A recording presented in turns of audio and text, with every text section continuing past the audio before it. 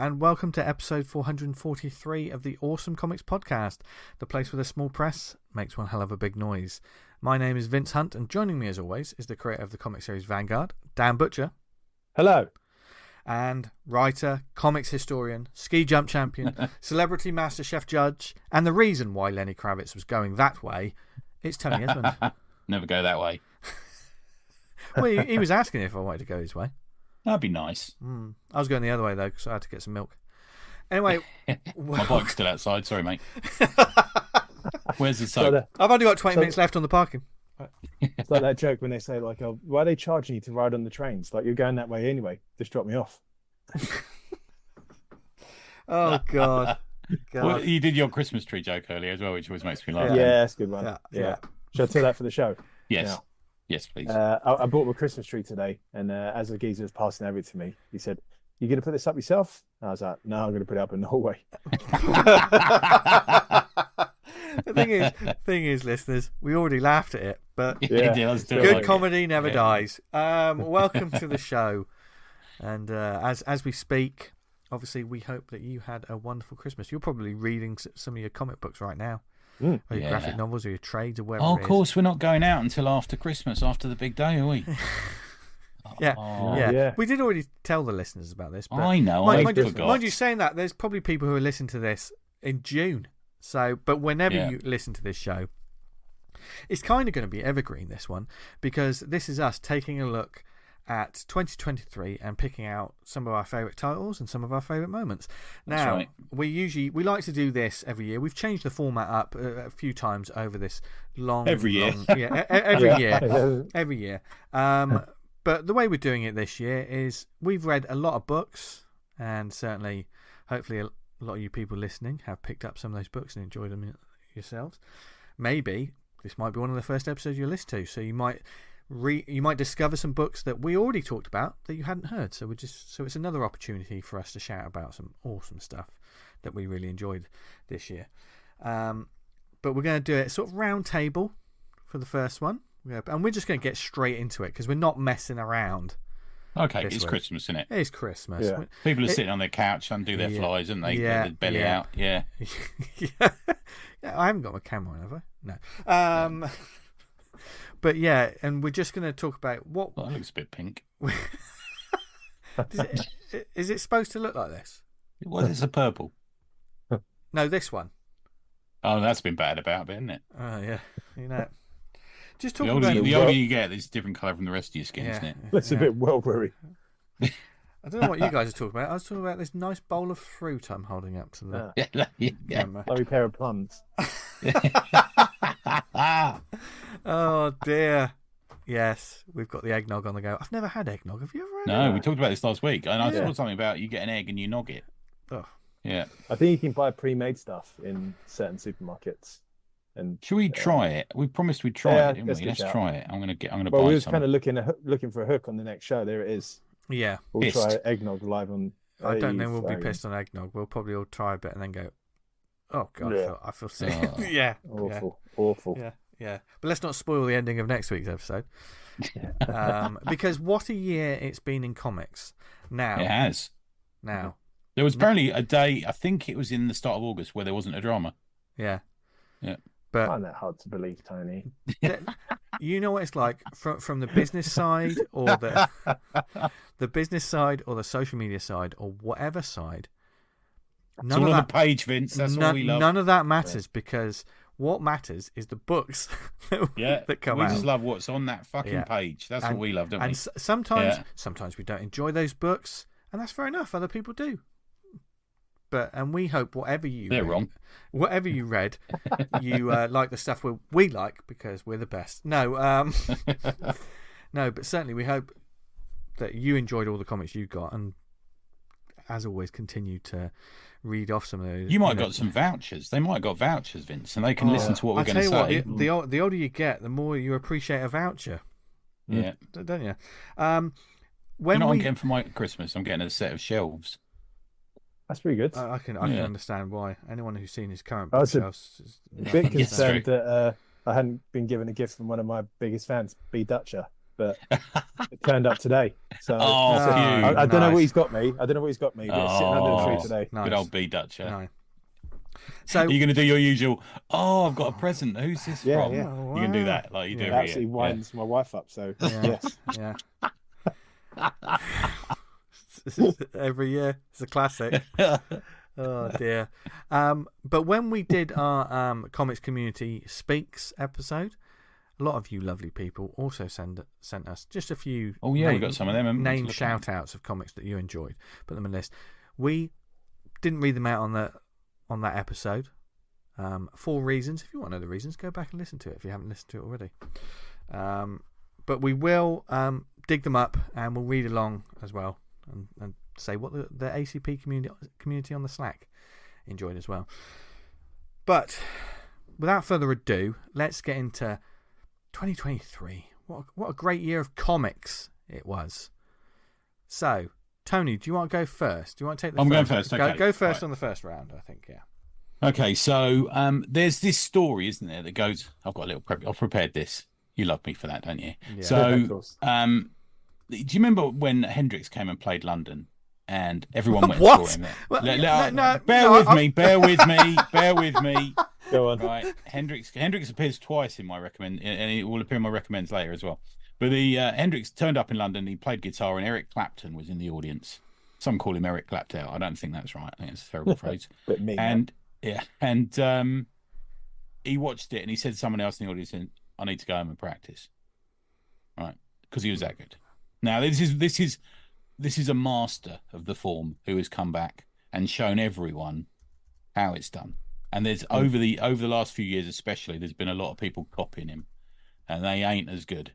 And my first choice, probably my book of the year, is Monica by Daniel Clowes. Absolutely head and shoulders above everything else. Totally masterful. It is a complicated book, so I'm not going to go desperately into it. I think I'll save that for another time. But it's multi-genre. It's infinitely layered with nods to other comics greats of the past. And it tells a complicated story that you have to pay attention to when you're reading it. I think it might be his best book, which says a lot about Clowes. I mean, Clowes things are Clowesian now, aren't they? It's a much used phrase. You begin to notice things as you're reading. So it opens on a couple of different genres. There's like a war segment. There's a horror segment. You think, what's he doing here? But it is all cunningly linked. And I know we talked a bit about in the past about self-inserts and how often we don't like it. But he does this so well. There's a moment on a plane. I won't ruin it for everyone because you do need to. Everyone who loves comics needs to buy this and read it. There's a moment on a plane where you see him sitting a few rows back, and there's a moment at the end which is genuinely for Clowes a touching sequence. I found it very touching, where he appears but you never really see his face, sort of thing. Very, very clever. Tells the story of Monica in all different aspects of her life through decades. Jumps about a bit, and it's just wonderful. I couldn't put it down. It's a long read. It's a dense read. Visually as well, a real colourful treat. He's a lot, as we've seen previously in his colour work, a lot of flat colours, but he uses them so well, and he uses them specifically for the type of story he's using, from a sort of almost Kirby-esque war story, two-fisted tales kind of war story thing going on, all the way through to this type of slacker, introspective, with a little twist of the fantastic going on. Just sublime. Just we're all victims of it, aren't we? We hear things are great and we go and see them, and it never doesn't live up to your expectations because you were thinking this was going to be so good. I mean, we do it with everything, don't we? Movies, Yeah, Totally. But this I'd heard was so good. I held off reading it for a couple of weeks, although I'd owned it. I just wanted the time, and one Sunday afternoon I read it, and it is as good as people say. I have to say, for the webs, all these website knobheads who put out their best of, if it isn't on their lists, then they're either haven't read it or they're taking a few quid to not have it on there. Just brilliant. So that's my So first one. I've not read this one, so I'm gonna have to remedy that over the new year. Yeah, I bought it for a couple of people for Christmas. Bought it for Tom Stewart, and I bought it for Tom, our boy Tom. So I think everyone can enjoy it. It's maybe a little bit on that indie Fantagraphics side if you're more into that world, but yeah, it's going to be a darling of the coffee table this year, I hope. But it's like it's taken him years to do, and he's just sort of walked back in the room, thrown it down, and gone. It's like the judo master, isn't it? He goes and practices footfalls in the mountains, comes back, destroys the village of warriors, and walks back in the mountains to study shoulder throws. You know, it's a bit like that. Yeah, absolutely brilliant. Absolutely loved it. So pleased to have met him a few years ago. And do you remember I got him signed books from you two as well? Yes, do you remember? yeah. And he was because he's got this sort of reputation. If you see I put a couple of photographs of him online of him just making faces at conventions and stuff. Which does every time I find one, I'd send it to someone of him just like doing like a pained face or something. But it was surprisingly friendly actually. So yeah, Monica, there you go, my first one.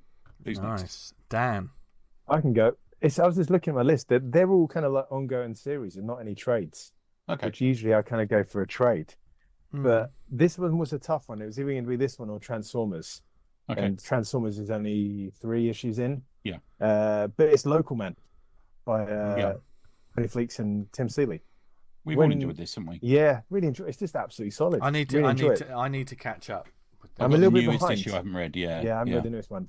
But the fact it crosses back over with like the Image comic stuff of the 90s, each issue you kind of like you get the modern day story when it tells the story of Crossjack and how he's kind of fallen from grace of being one of the premier super teams, and now he's gone back to his hometown and everyone pretty much in the country hate him, especially people where he grew up from. And it goes from there. And then on the flip side of every issue, you get like a kind of 90s Image comic throwback showing a bit of the backstory of like what his time was like when he was Crossjack. And it just was absolutely just direct line into my brain of like, this is fucking what I'm after. I'm really enjoying it. It had you written all over it, man. When I first read it, I said, Dan, you got to read this, man. When the first issue as soon as I was on it, real. I mean, and I ordered. I've got the first issue as like hard copy, and I've got the Local Man Gold, which is like. It was strange because we were going back, and I was talking about Deathmate. I read Deathmate, and that came along, and it's like the perfect companion piece. Yeah, it's like a good version of Deathmate. Yeah, it kind of washes it out of like all the shit that Deathmate was, and gives you that. So, this is great. It's really good. I can't recommend checking out that one enough. I think it's not just taking the P out of the old not era, at all. Is it? No. It does have an affection for it as well. Yeah, totally. It's what's the kind of point? He kind of gets into an affair relationship with one of the other people on the super team who's already involved with someone else, and you see little drip drops of that through. I like the way they hint that because you don't know it till like issue 4 or 5, do you? No. Properly, yeah. And there's a murder mystery stuff, and the kind of the whole playing on the super heroics of like, this is what you think it's like, and then when you see behind the scenes, it's like, oh god, it's pretty. Can be a bit entangled, and it's just really well done. It's kind of coming someone this really well told stuff, really not simple stories, but just they knows what they're doing and it tells a story. Complex characters, you know, they extrapolate, you know, what a super team would really be like, and they take it out. But the main character in it, I forget his first name now, but he's got a lot of heart about him, hasn't he? Yes. He's got a realistic person, which is a funny thing to say in a superhero comic, but he comes across as just a fallible dude, you know? They're kind of like someone who's kind of had the kind of world at their feet, and they just kind of fucked it up and then come back to like mum and dad.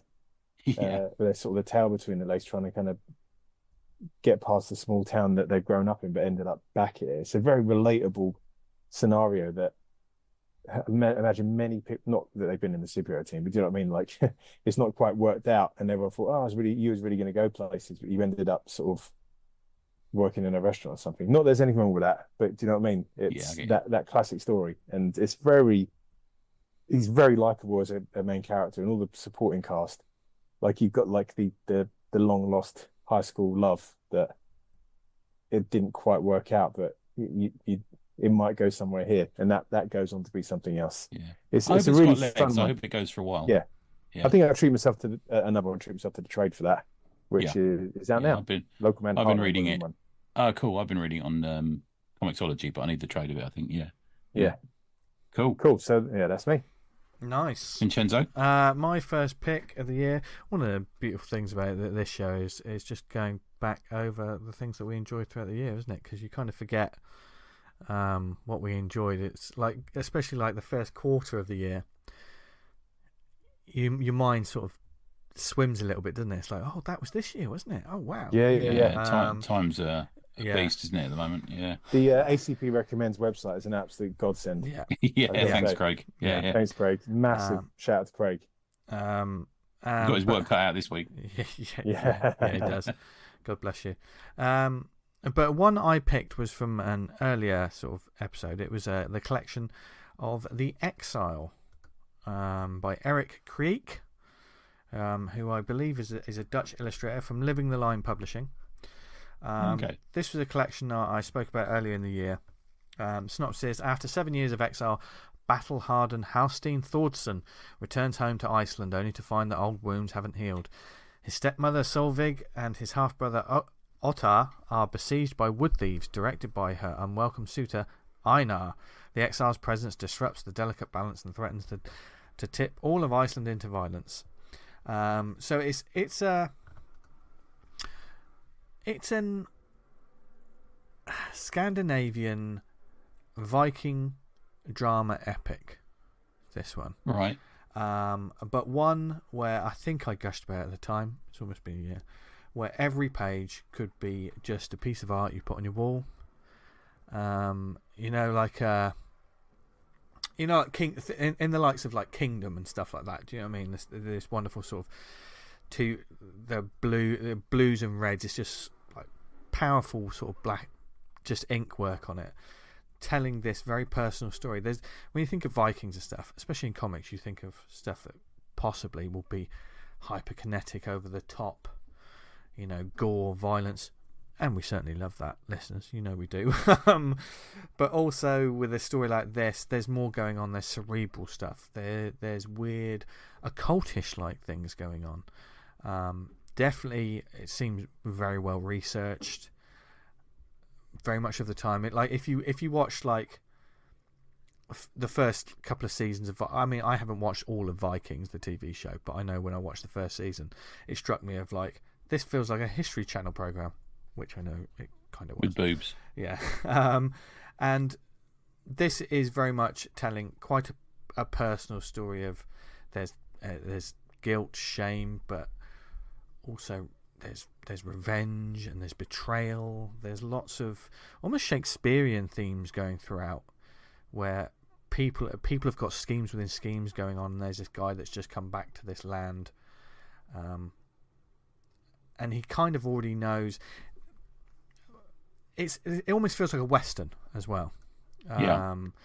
It has that sort of, the gunslinger who comes back, and they've been haunted by things that they've done and they've seen, and they come back to their hometown, and the people treat them in a certain way. And it's a story about consequences, the things you do in your life that come back to you. If you like historical epics, this strikes me because sometimes when I read some of these, I know we've spoken about many Europe comics, and like certainly the publisher Europe Comics, but also European comics. They are just the greatest at telling like these historical tales of Rome, of the Wild West, and things like that. But they aren't. But they can also be pretty wordy, can't they? They can be, because it's dealing with the actual setting rather than just. They're often dense, aren't they? Yeah. And this is dense in its own way, which sometimes just the way my brain works. With some comics, it takes me a while to get into the rhythm of reading a book like that. But this one was, I think, because there's a graphic nature sort of style to it as well. It's just beautiful stuff. I could pick one of a million pages in this, but there's not a million pages. There's 192 pages, so it's a decent sized book. That could just be beautiful prints, because as this character is haunted, of course they have like the dreams, or they dream of the shame that they have, and so it's standing on a sea of skulls with like a stormy sky over the top.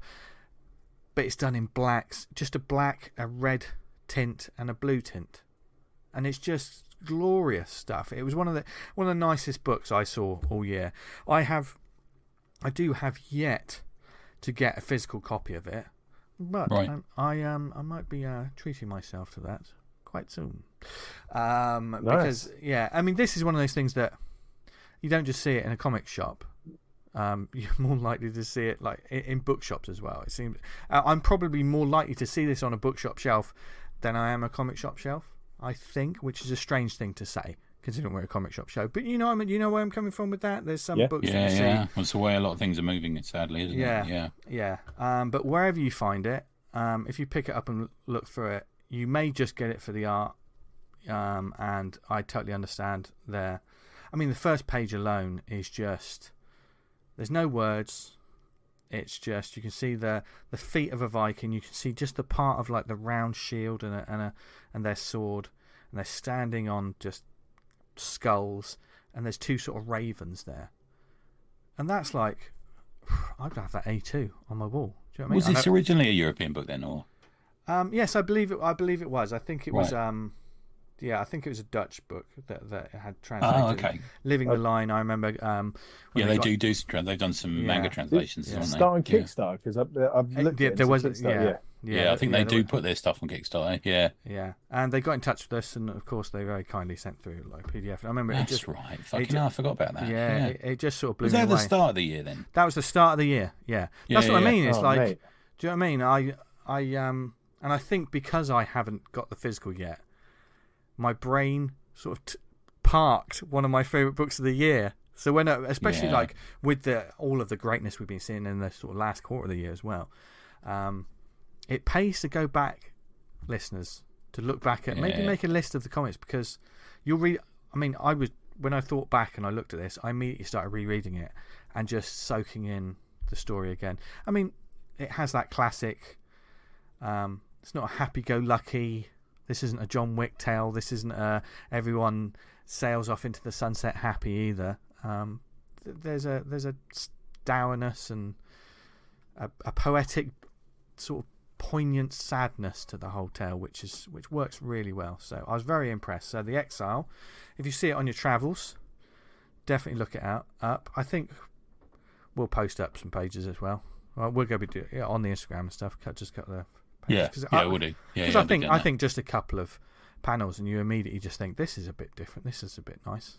I have to seek this out.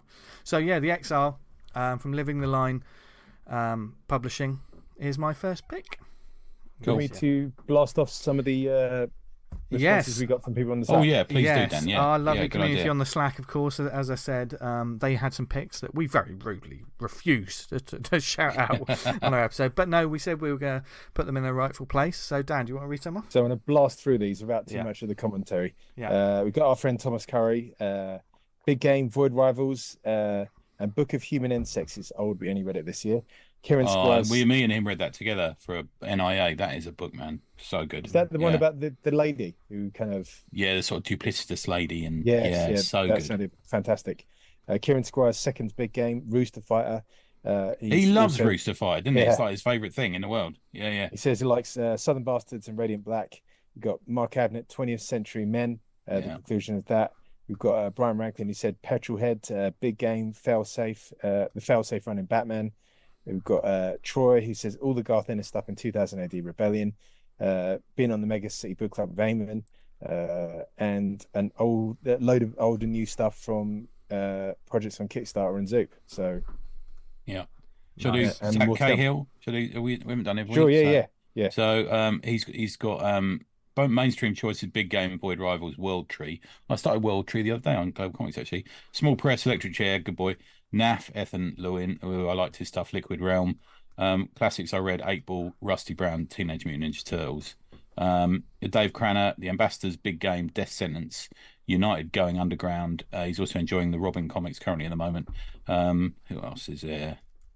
Favorite book of the year from Strotty, Hunter Ninja Bear, which is a Chuck Dixon book. I must read that. I've not read that one. Yeah, I must try and get that. And Zach Cobb, we'll go back to a few in a minute, but Zach Cobb, Big Game, Void Rivals, Transformers, and the Ambassadors. They're 4 titles that keep coming up, aren't they? Yeah. Those 4. Yeah. Cool. Back to them in a bit. Yes. Yep. Tony, go for it. My quickly two or three of my worthy mentions. Vyper Crimson Dawn. Yes. Yes, Oh, boy. cheers. Thank you. Yeah, it's definitely in my top 10. The United Going Underground again, another great book. And Axe Wielder John by Nick Pitaro, which Oh, I man, really that's enjoyed. great. Yeah, I really enjoyed really that. good. Yeah. But my main second choice is Fables again, second year running. Consistently the best written and best drawn comic that's coming out. I would say monthly, but it's not really monthly. The schedule's gone a bit awry. That was all this year, that drama about that, wasn't it? Well, I that's what I was forget going about to say. Yeah, there was a big controversy about it, wasn't it? Where Bill Willingham, who's the bloke who kind of owns the IP, has said it's public domain now. Yeah. The stories and stuff, which is was big news back then. Yeah. And I think it's incredibly well written comic. So written by Bill Willingham, a guy I've followed for years. You and I both, Dan, used to read the Elementals, which is partly drawn by him often as well. that. Right, okay. And then penciled by Mark Buckingham, who obviously I managed to fucking bend the ear of, and spent a brilliant and hilarious couple of hours in an airport lounge coming back from Baltimore. And he gave me a lovely print and everything, like just a total fucking gent, I've got to tell you. And he talked a lot about Fables and about his Miracle Man work, and he showed me all the artwork he was working on while he was away. Yeah, this is, and sorry, I should quote also Steve Loher on inks, Lee Larridge on colours, or Luffridge. He's probably my colourist of the year, I've got to tell you. He's coloured some lovely stuff this year. Todd Klein letters, Matthew Levine, editor. It is just lush. It is just gorgeous. Like we're talking about European books, this could easily be printed twice up and still be super detailed. You know, you could see this in an oversized hardback Bond SNA album easily. As I said last year, I have not got a clue why people aren't talking about this book more. It's genuinely really good. It's the best it's ever been as well. Right, okay. And it's been brilliant. And this is the best drawn and best written. Do you think there's something to be said with like long-running titles, especially long-running titles when we get in the big numbers? Yeah, people get a bit bored of it sometimes. It's not. Yeah, it's almost like they're just They kind sort of accept it's there. Yeah, they accept that it's there because there's more drama to be had, or there's more clicks to have on you if you're talking about the new number one, which is therefore the poison that's feeding itself that we complain about. Blah blah blah blah blah. But there's so many long-running titles like this, isn't there? Or you get your Savage Dragons or things like that that they just keep going. Yeah. Yeah, I think you may be right, man. I think when something is consistently just good, we kind of just accept that it's consistently good and it doesn't get mentioned. But the thing is, this is going to end soon. I remember saying, I think it'd be fun with me saying this, but I remember saying to Mark Buckingham, is the forest story the end of it? And he says, it is. We may come back to it in the future. Okay. So I think it'll probably end. I think there's been this controversy that might delay it ever coming back for a while, maybe. But it is so good. I mean, Bigby Wolf the Bigby Wolf family, him and his kids and his wife and everything, they're now in the woods, and there's this kind of challenge type battle going on, and you realize again what a fucking maniac Bigby is. He's a total force to be reckoned with. And he, in the last issue, he takes someone down, and it just goes on for pages, and it's so well done. It does take you through. The thing is with Fables, and it's always been the case with Fables, is you don't know who's going to survive. There's been a few deaths in it that I remember back in the days of Vertigo, people going, "Oh my god, I can't believe you killed that person," you know.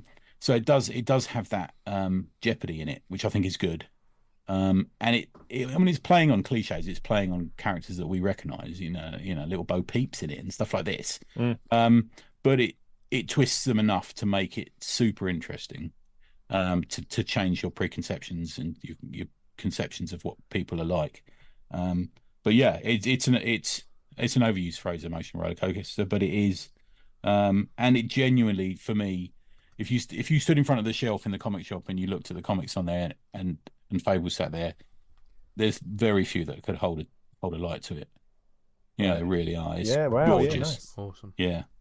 So that's my second one, Fables. There you go. It's great when there's an ongoing title that just does that, doesn't it? Just gives you... Oh, man. Yeah, it's such pride in it. Just does the business every week, every month. Consistency, something that people are always crying out for, aren't they? Yeah, I said to Mark Buckingham, I said, come on, can you give him a ring and get him to get Elementals back in print because I'd fucking love to read some trades of that. And he said I keep telling him he needs to bring it back because I love Elementals as well. He was obviously reading it around the same time as me, and I think there's a problem with Kamiko where I think Bill might have fallen out with the bloke who owns the rights to it. I think there might have been a bit. Maybe a small amount of violence might have ensued. I don't know for sure, but I don't think it's coming back, which is a shame. And so I dug literally this morning. I dug out my long box of Elementals to read. Yeah, over the holidays. Yeah. There you go. Nice. Who's next? Dan. Yeah. Mine's Fraser, Warwick, McComb, Skullfucker. Oh, I've got this in my shout outs. He just sent me the novel to read. Oh, nice. Yeah, he's written a novel. It looks great. I'm about 5 pages in. It's good. Man, this book and Fraser McComb's artwork and graphic design, the union of them, they are so brutal. It's hard to think of a comic I've read this year. That cover. It's absolutely amazing. Yeah. The kind of one of the creatures you got with the made of hands in it. Oh, so good. The blurb is Max, a corrupt, sewer-dwelling, gutter-crawling, junkie journalist on the make, investigates a mysterious and hallucinogenic batch of male potency pills called Paragon, sent to people seemingly at random in the post. Paragon has caused the death or maiming of scores of people, driving dozens insane. It is a pill that is reputed to make monsters. And the main character, Max, is that. He's like a kind of a reporter for like a red top, like a classic report for the red top, absolute fucking scum, like just picking up the shit, this horrible individual. And it's all about him kind of getting involved in this world, and he takes one of the pills himself, and it's just nightmare imagery. It really is. That's proper horror comics. Yeah, it's really, and it's not all like kind of like dark and moody and stuff. It's really bright and vivid colors, but kind of it's so brutalistic, the artwork. I find it a hard time kind of describing Warwick Fraser McComb's work. It's just, you have to see it. There's a real realism to his figure drawing, isn't there? I think does he use models? I'm not sure. He might do. I'm not too sure of his process, but I think he's now working for doing some stuff for 2000 AD. Yeah, is that it's good to see. Yeah. And literally, funny enough, the novel arrived through my door yesterday.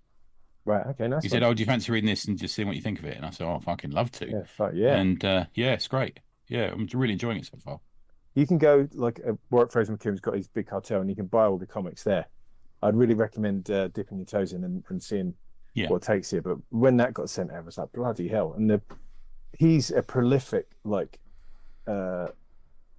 workmanship. Would you say the amount of stuff he puts out? Yeah, he's working and putting stuff out and not fucking pissing about. It's we met him, Vince. Do you remember about 8 years ago at Thought Bubble, and we sort of marvelled at his process? Do you remember? Yeah, and then we met him again at Lawless. Yeah, that's right. A few years later.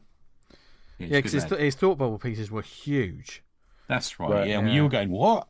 How big is this? What size are we talking?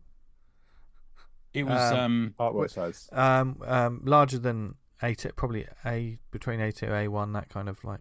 Jesus Christ. Yeah. Okay, big. Yeah.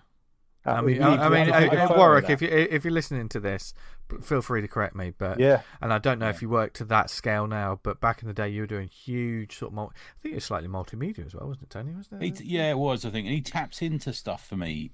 He's got, in a way, I kind of think he doesn't give a fuck, but he does. But he taps into some real things that people don't mess with. I think, put it that way, I suppose. I kind of look at it more as not an attitude of like, I don't care what people think about this. He does it without thinking about what people think of this. Do you know what I mean? Two different things there. Yeah, he writes a story about the story. He doesn't like doesn't say fucking people. Yeah. No, I think he's as good a writer as he is an artist. I'll be honest. Definitely. So I think it's the combination of kind of the writer artist working on a singular kind of vision. It's like it works. It's really good shout, man. I forgot that was this year. Okay. Yeah, that's this year. Skullfucker. Great title as well. He's got that as like a red top on the main cover. It's like behind him is like one of the red top newspaper with a white text on the red background. Love it. Yeah. Vincenzo? My next one for one of my fave comics is also probably one of my fave experiences of the year. Ooh, that sounds a bit weird, doesn't it? Yeah. But don't you just love those moments when you you try a comic and then you're like, I need more of this. Oh look, there's more of it. Click buy. Right, I've read that one. Yeah, just another one. I'm going to guess. Can I guess? Parker Girls. It is indeed. Hey, Now, because I feel exactly the same about Parker Girls. I remember saying to the guys on the WhatsApp chat, like, I've only just gone and bought the whole bloody series and just read it in a night. I did the same, man. I think almost the same day after you'd done that, I had done the same. Now, Parker Girls from Terry Moore and Abstract Studios. You might be hearing a little bit more about this a bit later. But the book itself, set within the Abstract Studios sort of universe, obviously. But when one of Zachary May's employees embezzles millions from his offshore account, the tech billionaire turns to the Parker Girls for help. Agent Kelly gets the job done, but also uncovers huge sums of money flowing through May's account from a hostile nation. Parker Girls' boss, Tamby Baker, wants to know why. Then May's wife, Piper, is found dead, and things get personal because Piper was a Parker Girl. It's wonderful. I was totally unprepared for this book. I will be completely honest with you. Terry Moore, obviously, indie comics legend, and I haven't read yet Strangers in Paradise, and read some of the other stuff. Obviously, Rachel Rising was my jam, and Parker Girls was already, I think it had just finished. When we very very nearly when we went about exploring this. So started the first issue, and just from within the first 3 pages, I was absolutely in. And that's not to say there's loads of text. There's just this story of sort of espionage, sort of strange machinations. There's people sort of playing other people, and the action's awesome, but there's also so much character work going on. It's hard to explain why Parker Girls was a real sort of, it was a magic series, I think, for me, because I just, without knowing it, there was a real joy in, and I think this is, and I put this down, I talk about this as a series. I'm not talking about this as a book. I know there's an omnibus of it now, one that's on my wish list, another one that I'm going to get very soon. But the joy of an individual comic. We all love the trades, and this could possibly prove like why sometimes waiting for the trades, you're missing out on an experience sometimes by doing that, which is something that I don't think is said enough. I say this as someone who waits for the trade a lot. But Parker Girls, the joy of that. I think that's what comics are designed to do. There was read one after the other. Exactly. It works. Works as an entire story. Can totally see it. But I Netflix binged it. I just sort of like I got my fix, and I just need the next one now. How do you think though? Because how would you have felt if you got addicted to it after issue 1 or 2? I kind of like that. Do you know what I mean? That waiting for the next issue, sort of excited by the next issue. I think we're going to talk about that in a minute, I guess. We're going to talk about it. I think I would be hugely excited about that because some do get you like that, don't they? Yeah, because I think 2023 was the year that I rediscovered the love of waiting for the next issue. And over the past couple of years, I've been enjoying some glorious graphic novels and some glorious collections and enjoying series. But sometimes, I'd lost a little bit of that. I cannot wait for the Wednesday. When's that next issue? When can I check out the next bit of story? And this year, there's been a few series that have done that to me and really reignited that.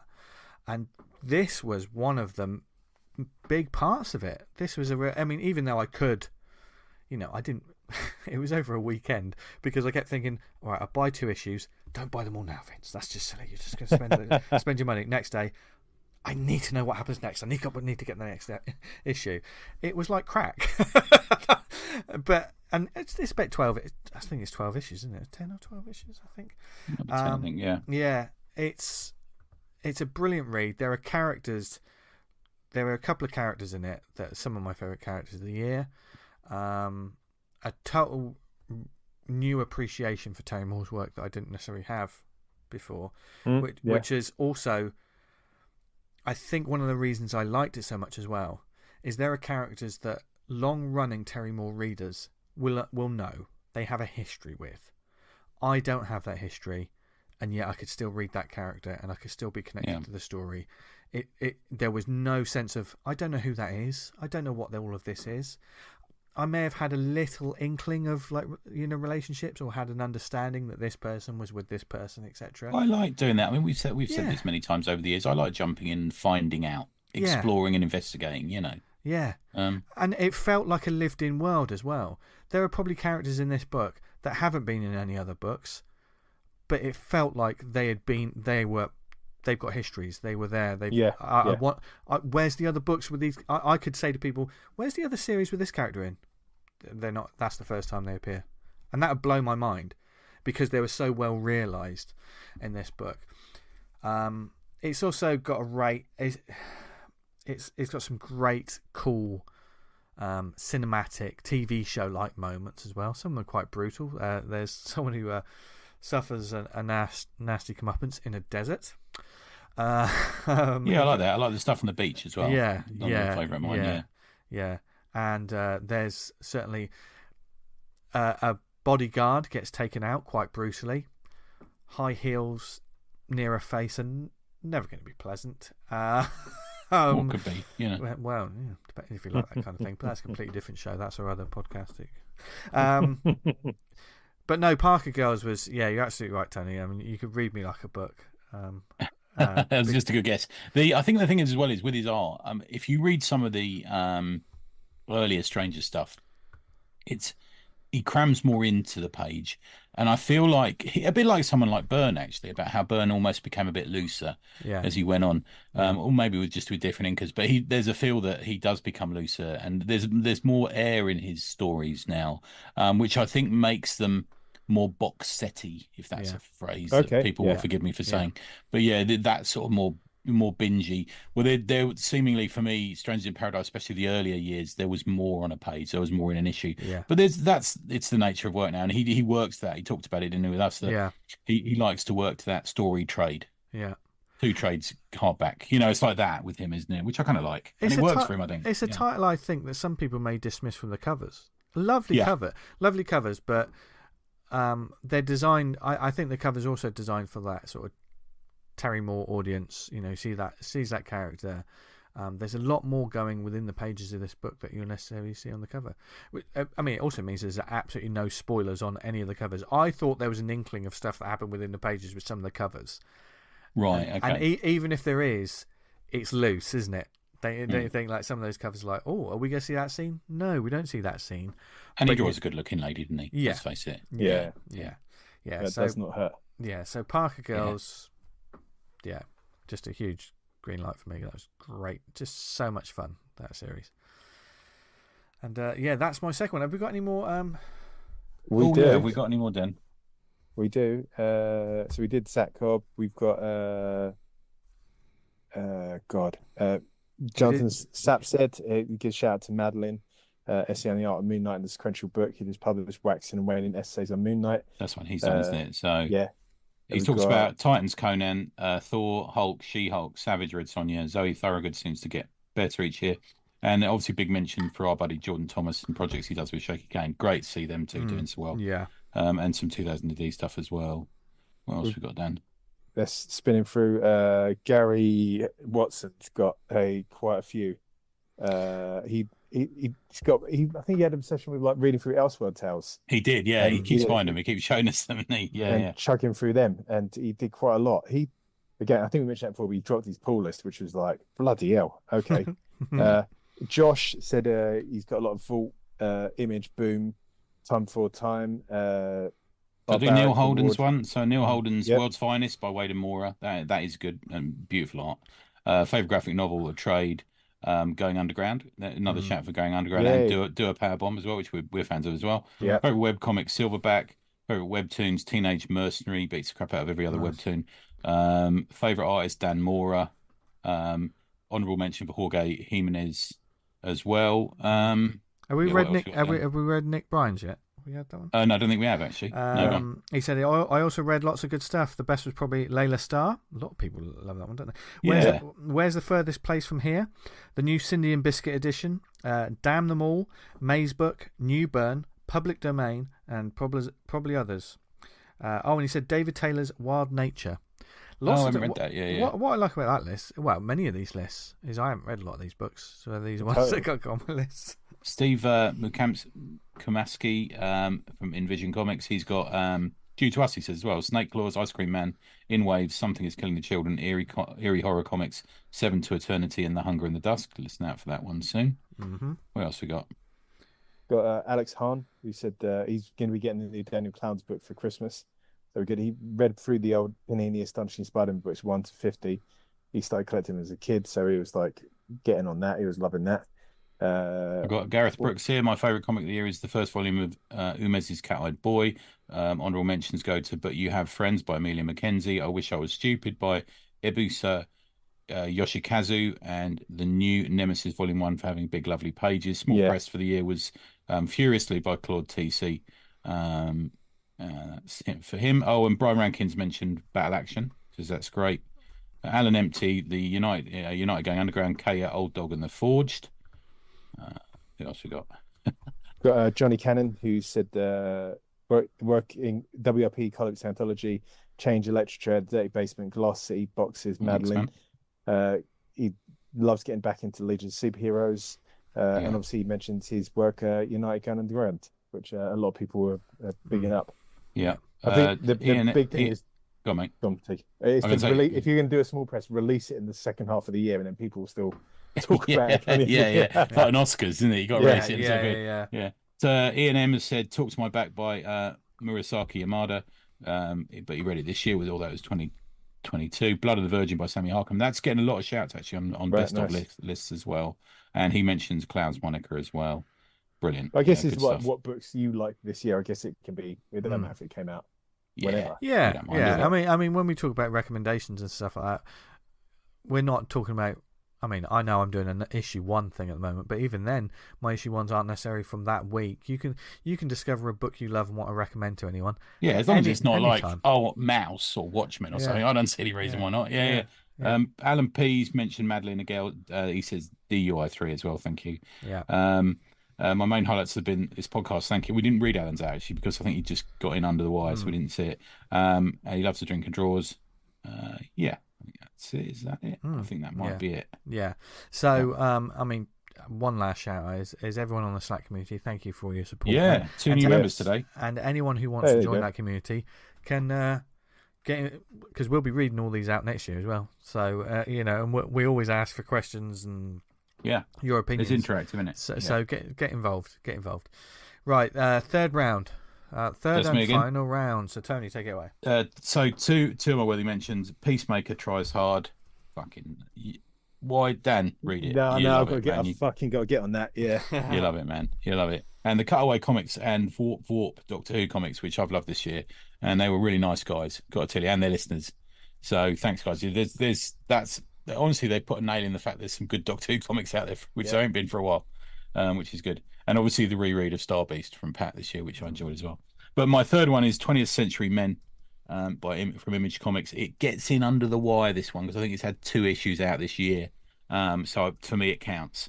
Writer Dennis Camp, art Stipan Morian, letters Aditya Bidikar. I was late to the party on this one because I got it recommended to me by Cliff and Rob Hardingham as well. It's 6-issue miniseries. Trade's been resolicited. You can get the trade now.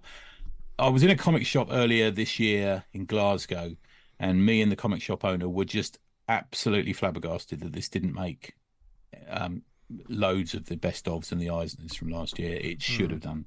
It's constantly coming up by people I respect. It's one of those books. We don't always take recommends from people we think are like just in the pocket of some comic company or something like that. There's a few people you go, oh, well, if he's saying it's good, I'm going to look at it. Good. And Cliff and Rob are like that for me as well, and you two guys. I've previously described this, I think, I can't remember to who, but as a sort of book that Epic might have put out in the 80s, and I mean that in like an absolutely complimentary way. It's a very cerebral but full of action and quite trippy 80s Cold War superhero story. But there's definitely Miller vibes in there somewhere. Um, it yeah, it also has that thing we talked about with Miller when he was on, is heroes, characters, soldiers in the wilderness years of their lives, feeling that ennui, you know, the melancholia, the nostalgia for the better days at the end of their lives, and but soldiering on nevertheless. And it's got a couple of characters in there, good and bad, you know, shades of good and bad throughout. And one of the main characters is this Russian super soldier who's in the armor. But he's in armor like an ABC warrior would be in armor. You know, it's like a tank. It's not like a sleek Iron Man type thing. But there's superheroes, there's the armored character, there's mystical beings, and there's a politic about their situations and the manipulations and how they find themselves in there. But there's also a real thought put into about war and about the horrors of war and what it does to people and being at war for years. And the needlessness. I think it's issue 5. The Russian super soldier character layouts, man. I don't know what it is about comics that show heroes in the snow or characters in the snow. I just love it. Yeah, and there's this moment. I know what you mean. Yeah, he's in the armor. And he's almost like the armor makes him lean forward like he's a baboon sort of thing, and he's lurching through this snow, and then there's scenes of poppies and flowers and daisies across these double page spreads, and then there's death as well, and there's people who are sort of so used to war that they're fighting, but there's something about them that you can see that there's something more to them. The art has a number of things going on. It can easily be read as an action book. It's not a million miles away from The Last American in a way, funnily enough, the Mike McMahon book. But it also shows the character. It's a weird thing to say that art has a cruel streak to it, but it does have a cruelness to a lot of the design and the layouts and the faces and the pain and the lives of these people. But there's an action quality to a lot of what goes on, and there's a tension between the characters sometimes. But there's also a satirical caricaturist kind of. So there's a couple of things drawn in here you think could easily be in the style of a Sunday newspaper cartoon by Bell or Rowson or something like that. Occasionally, it's got that sort of quality to it. Politics with a small P and a big P sometimes. It's dealing with war and it's dealing with what happens to people. Depth, absolute, a visual poetry that is just beautiful. A lot of heart, like I said, a lot of melancholy, and just a really engaging read. I read the first 4 issues, which is when I caught up with it in one sitting, one morning, and just ended up like rabbiting onto people who'd recommended it to me on the Slack and on WhatsApp. So many people have recommended this, haven't they? They have, man. Yeah, and it's just it's fallen through the gaps. I know Camp's doing an Children. Is it Children? Yeah, whatever he's doing an X book at the moment, which is a good book actually. It's not bad. I think sometimes, like when you say falling through the gaps, there's part of me that thinks that we don't hear about it so much, but the important people are reading it because that's the readers, isn't it? Like if you're hearing from more than one person, like check out this book, it's amazing. Those are people who are loving this, and then we'll follow those creators onto other things. So it's I know Mark Cabinet's a buddy of Dennis Camp's. Actually, he was saying he was so pleased. He was saying he's really pleased and a little jealous at the quality of it. Yeah, it's done well. Yeah. It's a big old thick trade as well. You can get it now. It's probably my recommendation for a mini series. So what I've tried to do is I've done a graphic novel, an ongoing, and a mini. So that's kind of where I've sat with it, with the way I've split these 3 up. Interesting. But yeah, I just wanted different kind of reads. Yeah. But just beautiful story. I reread a couple of issues yesterday and was like, just to remind myself what it was about in a way. But it's not an uncomplicated story, but you need to kind of pay attention. But yeah, beautiful stuff. 20th Century Men. Nice. Dan, what's your third? My one is going to be a bit of an eclectic choice. It's War Epic issue 1 by Nathan Chowdry. Of course, yeah. Oh, nice. This was just an absolute, like, my God. This and the second one was kind of. I could hardly believe what I was reading after kind of like I read some of the other stuff, and Tony got me onto it, and then like getting this one was like Jesus Christ. So it's The year is 1944. As the sun begins to set on the Germans' war, the statistic head of a prisoner of war camp must decide how he wants to use his final days in charge.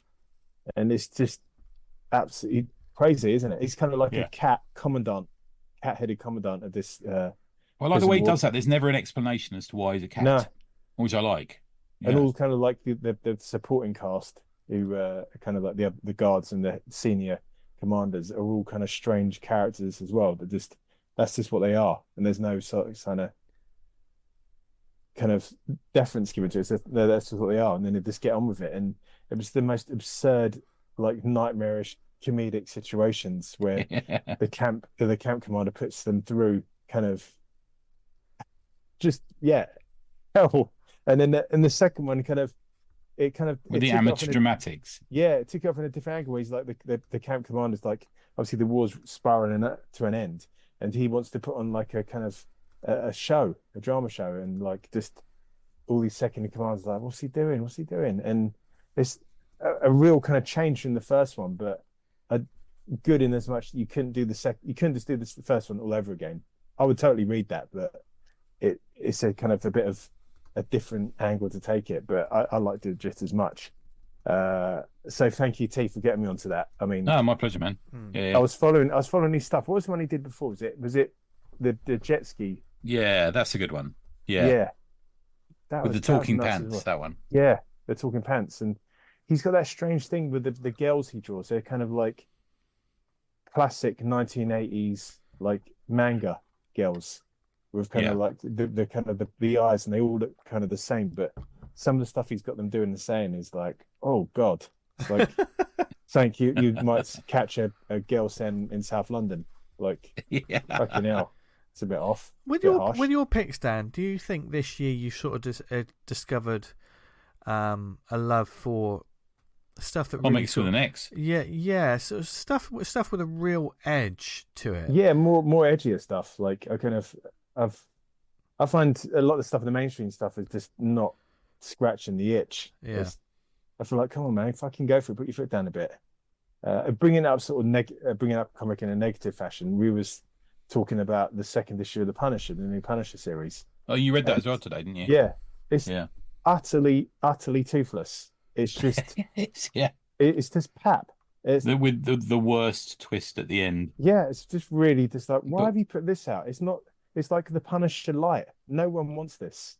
I don't understand what you're doing. The books you're talking about there actually are prepared to take a chance, which I think is kind of why we all like them. Yeah, that's why I sort of gravitate towards it. It's like, do something different. Do something that somebody else isn't doing. And like we always say that about making your own small press comic. You've got a story inside that only you are qualified to tell and able to do it. And it's kind of trying to get the purity of what's in your head communicated to readers. And people like Nathan are doing it and loving it. Same with Warwick, Fraser, and Combe. It's just great. Yeah, great stuff.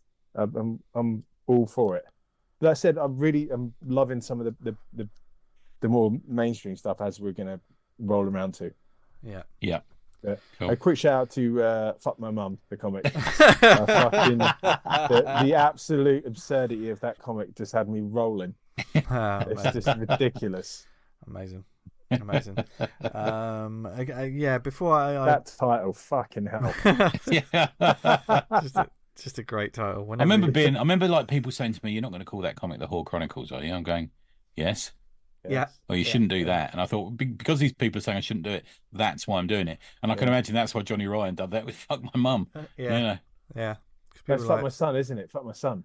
Fuck My Son, yeah. Sorry. Yeah, because the son is kind of horribly... That's a sequel. Yeah. He's like got an absolute monstrous son, and like the old lady is sort of forcing this girl to sleep with him.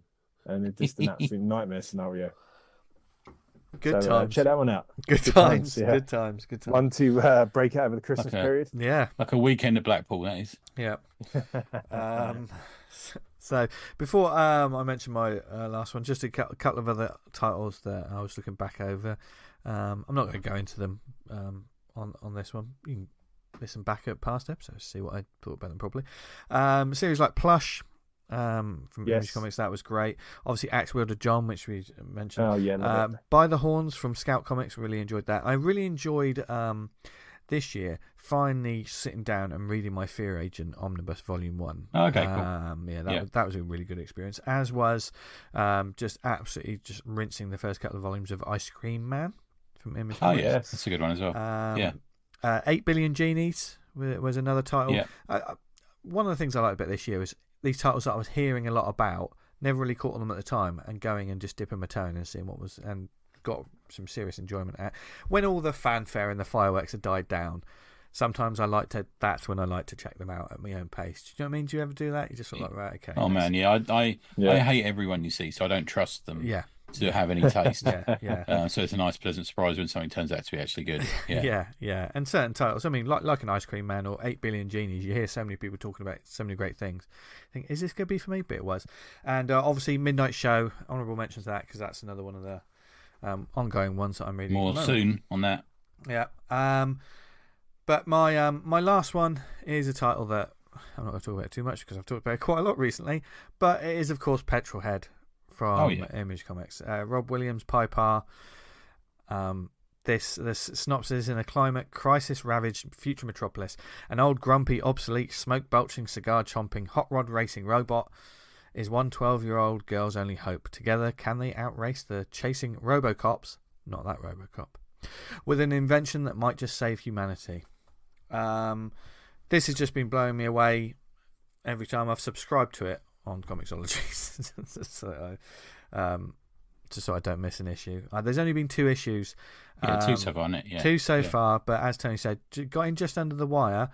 But how could I not? I've just been the pages themselves, and I've been talking to Pi as well, just sort of going, dude, you fucking.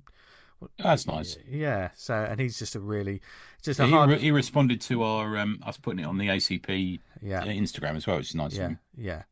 A great guy, hugely talented artist. I mean, a book like this, you could quite easily say, go for the art, stay for the story as well, because I mean, Rob Williams, isn't it? Yeah, Rob Williams. And I haven't read too much of his work, but this has got a story that's got real heart, good sense of humour. There's a robotic. It looks like a blue tit. I think that's named Dave, who's hilarious. There's fantastic designs, future metropolises, but I think we've talked about this in past shows, especially talking about dystopian stuff. When you think of future metropolises, it's usually dark with splashes of neon here and there, isn't it? There's always lots of shadows. This is a bright, multicoloured comic that just it tells like a grown-up story, but it's also got a real Saturday morning kids cartoon kind of vibe. But don't get me wrong, it's not a Saturday morning. There's adult themes going through this, and it's a sort of grown-up story, which I think a lot of people can read. There's nothing really graphic. I mean, usually when there's violence, it's violence upon robots and stuff like that, which is part of the story as well if you read it. But a lot of it is car crashes and car chases and wisecracking characters. We're just getting into the real sort of meat and bones of the tale, and the 3rd issue, which is out in January, there's quite a prominent supporting character that's about to arrive in it. So from what I can see, love this series. Obviously, it feels like I've been talking about it every week. I think I have been talking about it every week for the past month or 2, but I think it's just another one that's got me really energized. It felt like comics for me this year.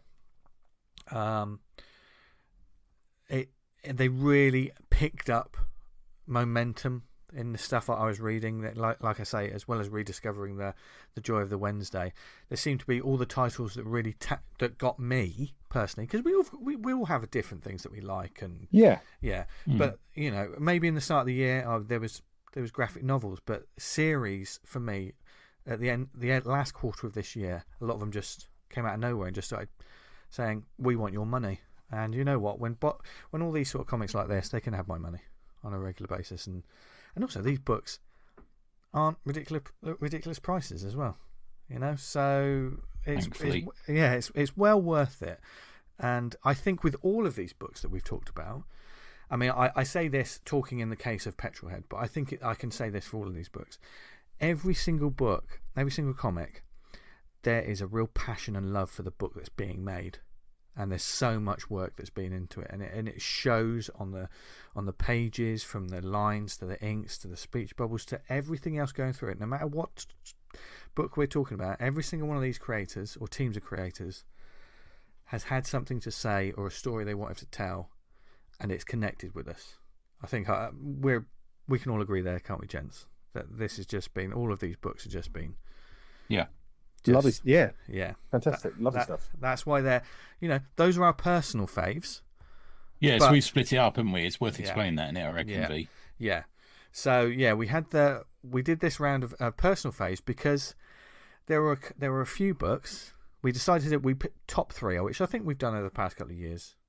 Yeah, but we're doing a pod top 3 as well, aren't we? So we're doing a top 3 because collective one. We all got together and we actually talked about it before we decided to do this show, and we were like, oh yeah, well we've all picked that one, so why don't we have that as a pod fave? Yeah. So rather than just us three the same thing. I think the pleasure of reading these ones we're going to talk about is the fact that we all talked about them as we read them as well. Yeah. Which is a big part of it, isn't it? And also to have 3 solid titles like this and doing this. They're all no-brainers. They all were easy, all immediately agreed by us, weren't they? Yeah, no-brainers, but also kind of, it's not necessarily it's to have 3 constants like this, it's kind of a first with the pod, I'd say. The fact that we were like, yeah, we've all got to go in on this one. Rather than picking, we couldn't just pick one because there's a lot of good titles. But I think we'll start off. I'll kick off with the first one, which will be the one that Dan hooked it into our veins. Obviously, he had more of a sort of history with it. But Viz this year, that was our first one. There was a real abundance of joy, and we hope our listeners. I think a few of our listeners had not checked it out before we had our Viz episode, which was, what episode was that, gents? I can't remember now. Did we write this down? I did. It is episode 426. Yeah, there you go. We talked to the guys from Viz. Now they were a fucking joy. Absolute, but great creatives as well. As well as having a laugh, it's wonderful when you talk to people. You get information about the publishing, about creating, about the minutiae that goes into creating these books. And for something like Viz, that is just usually laugh a minute when you're reading it.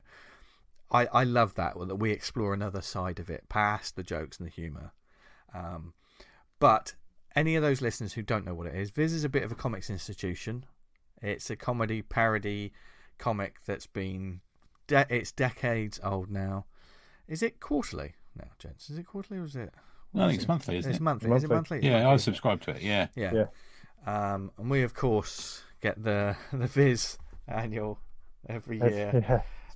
Christmas edition. This year, the Barber's Pole, which is a heap of clippings swept up from issues 302 to 311. It's topical. It's amusing. I think that there's something for everyone. Even if some people may discount it because of what they think there may be in it, trust me, there's some humour in it for everyone. It's actually funny. Yeah. Usually the people, they're kind of thinking, oh, this is a smutty comic. It's like, no, there's more to it. Yeah. There's a bit of satire in there as well. Yeah. Large dose of satire. I mean, my far better half, like she looks through it and she's laughing at stuff, like some of the adverts, that are in there.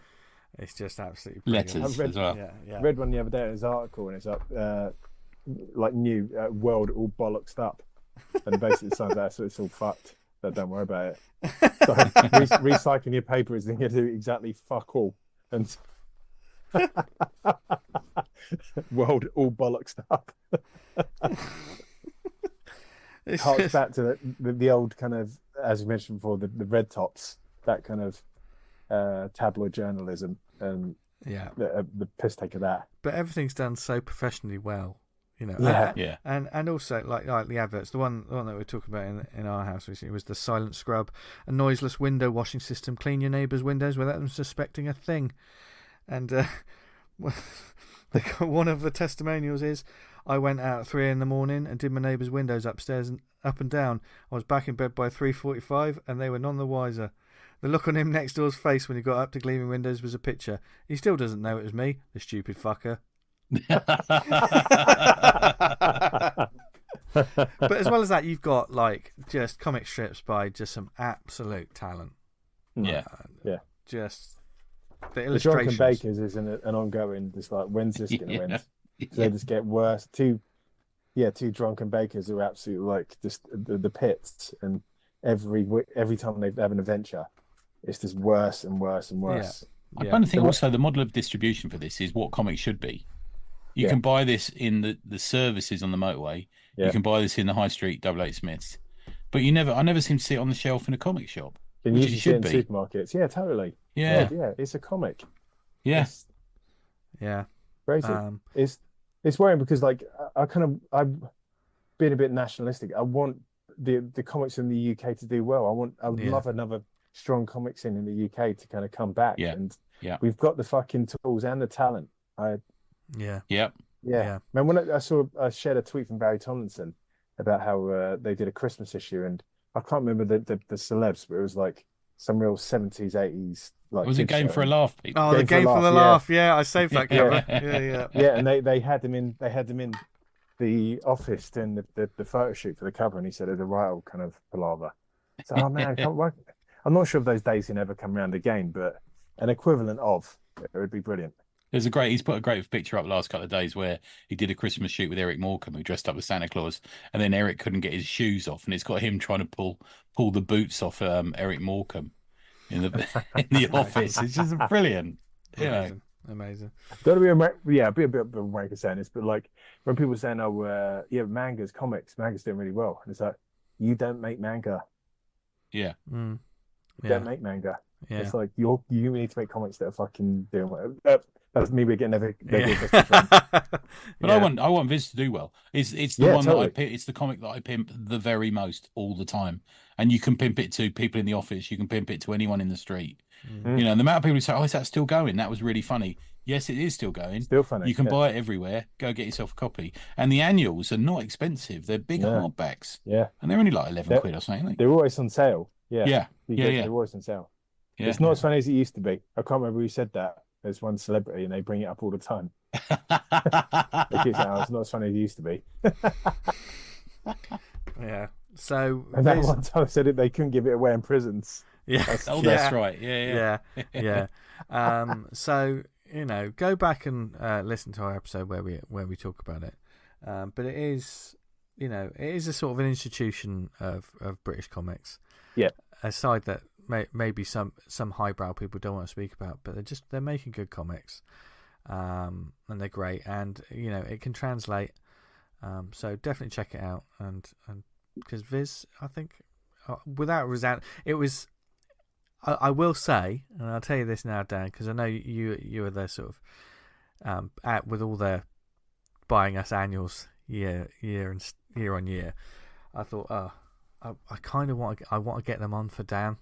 Do you know what I mean? I just thought that one was. Mate, that was like one of the guests that I really wanted on, and we got them, and I was like, that's and they were lovely as well. And they were really funny, really nice, and they're welcome back on. So it was Was it Graham Jury and Simon Thorpe? Yeah, there you go. Yeah. Good work. Yeah, absolute legends. So that's the first one. We can go in any order, gents. Whoever wants to take the next one can take the next one. Shall I do the next one? Yeah, so, sure. It's amazing to see our buddy doing so well, and probably the best art I've seen him do is The Hunger and the Dusk. Love it. With Wild Goose and G. Willow Wilson on the writing. G. Willow Wilson, a bit of a revelation for me. Actually, I've not really paid much attention to her writing stuff. No. I think she's written characters I haven't really often read, but absolutely brilliant writing as well. Just brilliant. Oh, love it. Well, so well done. Yeah. And I'm not a massive. I mean, this is clearly aimed at the D&D crowd. You two play D&D, don't you? It's not really my scene, but it's a fantasy story that anyone can kind of pick up. Yeah, if you kind of like a base it's a war story. Into it. Yeah, it's a war book. They are properly at war.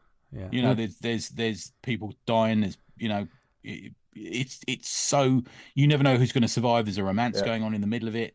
There's these two sides. We've got the sort of political side of it is now happening as well, and all the characters have that kind of that weariness of characters who have been in war and they're living in a state of war all the time, and very much kind of not fucking around with niceties and stuff. They're kind of on the job, and they've got a kind of a relatively cynical worldview because of the current state of the world they're in. It's such a wonderful combination. I mean, obviously, people will see things and think immediately D&D, World of Warcraft, all that. Those sort of influences. They're all sort of mashed together. And yes, for people that do stuff like that, they'll see those things that they recognise, but it's the story that drives it. I'm all for the people doing that, man, because it's going to sell. Yeah. And, why wouldn't you? Yeah. They do it well, which is what they've done. Exactly. They're telling a wonderful story, and there's the war, but it's very clearly love stories going on in this,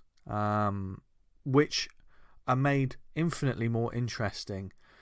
And this is love stories, not just between two people. There's a couple of stories going on this that are developing, and you're seeing different. It's an exploration of different cultures and how people see other cultures. Yes, it's in a coating of a fantasy world, isn't it? But there are relevant things. It's got a non-pushy message about it, which is nice. Yeah. As well as having like amazing designs, creepy creatures, Wild Goose, loving it. Yeah, amazing action, a story that just seems to be growing and growing and getting wider and wider and wider at the same time that the personal stories are getting sort of more and more refined. It's almost sort of zooming in on the personal as the story's branching out. I think also Wild Goose is like showing again and again how much energy he can fit into a scene. There's a motion, there's a bounce, there's a movement, there's an energy to all of his characters. There's a scene where I won't spoil it, but one of the enemy are running off. Such a lovely little chase scene with the dudes following him, and then he realizes no, he's been had over. And I loved it. The one thing I will say though, Chris, if you're listening, the one thing you do that gets me is your designs and your character creation. You make them too good, man, because when they die, it really fucking upsets me. And like this is a story where people will die, people will get taken out. Already there's been a couple of characters that have gone, and I'm like, oh no, yeah, I thought he was going to be through to the end. That one, because it's a team book as well, isn't it? When you yeah. Huge, but I also love the kind of the orc couple, man and wife, and they're kind of learning about their kind of new marriage and relationship together, but also backing each other up. Yeah, I'm going to get Wild Goose to a commission for me, and it's going to be not safe for work with those two. Yeah, I'll tell you what though. I mean, there's some attractive chaps in this book. My God. I'll tell you the good thing about it, Vince, is me and you have got OA pages from that boy. So the better he does, the more value that gets added to those. Yeah, I think drawing good-looking characters in your book, you can't really go wrong with that. Yeah. But they need to be a character, and I'll second what you said, Tony. Willow Wilson's been a name I've constantly been aware of, but this writing is just something else. She knows what she's doing. It's lovely else. To see. Yeah. I think. Put her on the next book, man. Yeah, I think this. Oh, totally. Yeah, God, that'd be brilliant. Yeah, I think this is the best written book of all of them. I'm going to say that. Okay. I'm going to say that now. I think there's something happening here. I think. Okay. The other one we got is. You gonna do the other one? Yeah. So let's do that one. Hunger in the Dusk. We've mentioned it several times already. Big game. Yeah, it'd be no surprise. Yeah, and it is absolutely that title, isn't it? Which is the good thing about it. Yeah, it is the big game. The big game. And the culmination of so much. Yeah. This every fucking issue, I was like, we were getting up at 7 o'clock in the morning, me and T at least. You were reading it like 5 o'clock in the morning. Yeah, and then like Vince and Tom would come on, and the WhatsApp group, we'd sort of talk about it, and like, oh my God, this, oh my God, that. God, those first couple of issues were brutal. Yeah. When like cast that Miller's kind of built up over the years, they're taken out just brutally by like the bad guy syndicate from spoilers, by the way, for massive spoilers.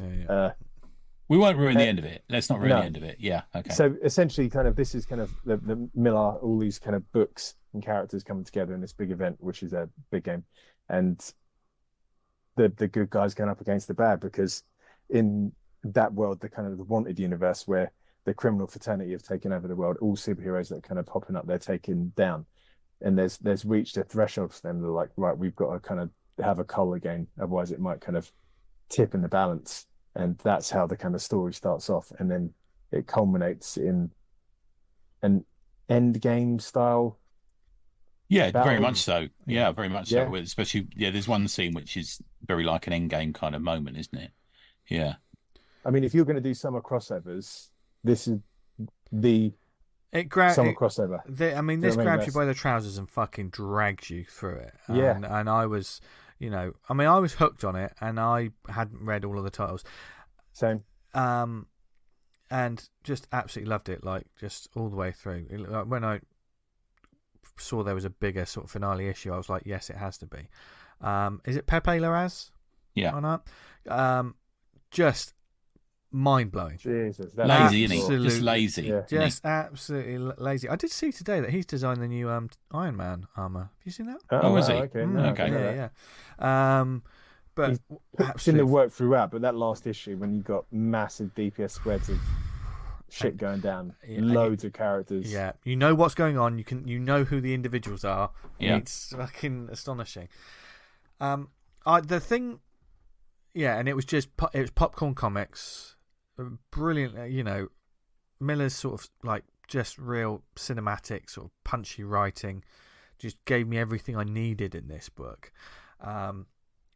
I didn't know all of the characters. I don't have history with a lot of the characters, so as we're reading it, as I'm sure a lot of listeners will know, it was an experiment for some of us. Like, well, I don't know who these people. How am I going to connect to this? We'd bumped onto it from Nemesis, didn't we? So had you read it, V? I can't remember. Me and Dan read it. Had you read Nemesis Reloaded? Oh, Reloaded, yeah, because I remember because I didn't like the original Nemesis, and Reloaded sort of hooked me back onto that. Oh, this is the Nemesis I wanted to read. Jorge Jimenez as well is brilliant on that one. Yeah. I mean, the thing about Big Game, I think, and I saw this when I was like looking like synopsis of these books and stuff.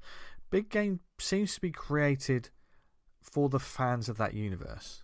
Well, naturally, I mean, but there was nothing really about the story, like in terms of the selling, like when you see like the collection and stuff. It's just talking about how it crosses over the 20 Millarworld sort of franchises brought together and all of these titles. That's something that won't necessarily bring in a new reader, I don't think. But that's me personally. I think if it was me, it would encourage me to go back. I think that's a part of it. Yeah, because I'm like, I really like that. I'm going to go back and have a look at those characters. Yeah, because they're all in print, aren't they? I think. Yeah. But I mean, I can understand, and I think you're right. I understand what that sort of tactic, and certainly there was the graphic. Read all of these before you read this. Yeah, there was, wasn't there? There was a lot of tweets about. Yeah, and it made total sense. But there's people out there probably listening to this show, haven't read any of those books, and they hear us talking about, God, this book's great. And you can read. I'll say this personally. I've only read one or two of these books, the other Millarworld books, and I got a great deal from this series. Yeah, it gave me, I think you'll have seen a couple of the films that the characters feature in as well, won't you? So there's that. I mean, because I hadn't seen seen any of Kingsman, but when Eggsy turns up in the book, I was like, fucking hell! Like my wife was sitting there having a cup of tea. I was like Eggsy's turned up in this with Hit Girl. I was like, this is brilliant. Yeah. I think every week when that came out, I was fucking fanboying it. Like, I got that old school feeling of waiting to read the issue. The phrases at the moment, the parking lot issue. When you get in the car from being at a comic shop. Yeah. We don't really have that much experience with the digital, but like, I've got to read this now. I'm like that, man. Yeah, there's a specific coffee shop. If I'm really excited about a certain book I buy, I go and have a coffee rather than get the train home. Yeah. Yeah, I do that quite a lot at the moment. Yeah, books like this as well, they tap into the sort of sadomasochist nature of them, because when you're really in the weeds of it, it's like a Game of Thrones reader. Do you know what I mean, or something like that? It's like, I'm going to read this. Someone's going to die. I can't wait to read this. Who is going to die? I don't want them to die. Do you know what I mean? It's like you want to watch the car crash. Do you know what I mean? You want to think, but you want to read something you know is going to break your heart, and that's fascinating to me, especially when it comes to like epic comics. And this for me, people sort of cry about too many events or this, that, and the other, or whatever's happening. This sort of reminded me of when event comics were event comics. Yeah. This felt like an event. I mean, you've mentioned, Tony, that Spider-Man thing came up with like a gang war or something. So, okay.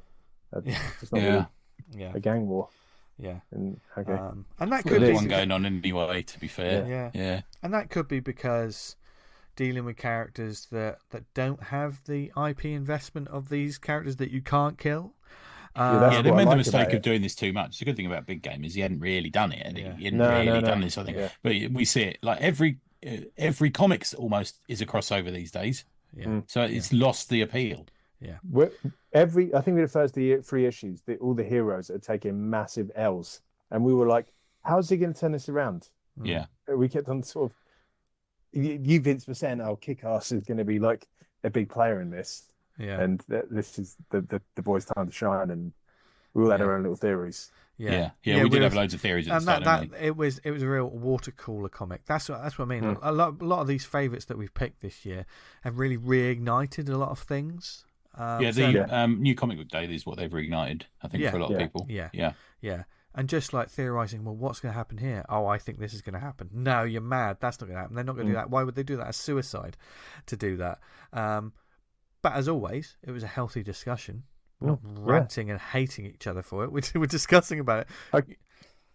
Go on. I was going to say, before we go to that, move off to the comments, I wanted to give it a shout out to Transformers, because I didn't even really mention it that much. That is still fucking a banger comic. I'm loving that. I was going to say that new comic book day, we're going to the new G.I. Joe issue, the Duke one coming up, Transformers, Hunger in the Dusk. Void Rivals, Void Rivals, yes, bringing back that. We're not going to have so much of a huge episode looking to 2024, because we covered some of it in our last episode, and certainly I think this week's episode is a perfect example of we're looking forward to these comics that are coming out. Do you know what I mean? These new comics. I mean, if the momentum keeps on like this, bring it on. It's got me jonesed again. I'm getting that. Global comics this seem to be getting stronger and stronger. You got Zoop, which is just seems to be absolute powerhouse titles on their Powerhouse creators. Can't wait to see what comes with crowdfunding, Kickstarter. It's all to play for. Yeah. So obviously, we've talked about those comics infinitum. So we're never going to talk about any of these titles ever again. For the rest of the year. For the rest of the year. The rest of 2023, we'll never mention them again. But no, we essentially, to put a period in our particular favourites before we move on to our moments, we've loved reading comics this year, as we do every year, and we look forward to reading some of those that you have recommended out there at home as well, because comics are fucking great, and more people just need to say it. They're just fucking. I think awesome. people need to discover it. Oh, that's the problem. I think part of the problem is people ain't. You say the comics, but are they still doing those? Yeah. I've got a couple of people in my work to buy Transformers, and a couple picked up DUI. Yeah. So lovely. There you go. Yeah.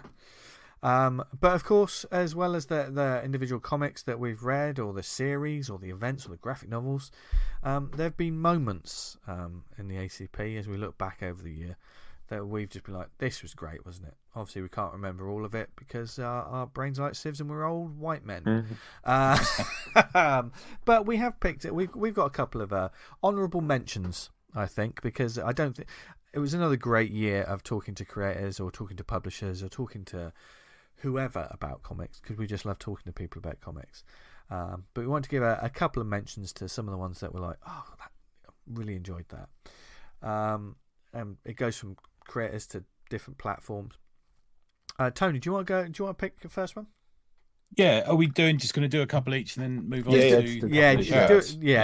couple each. This is just going to be, wasn't that great?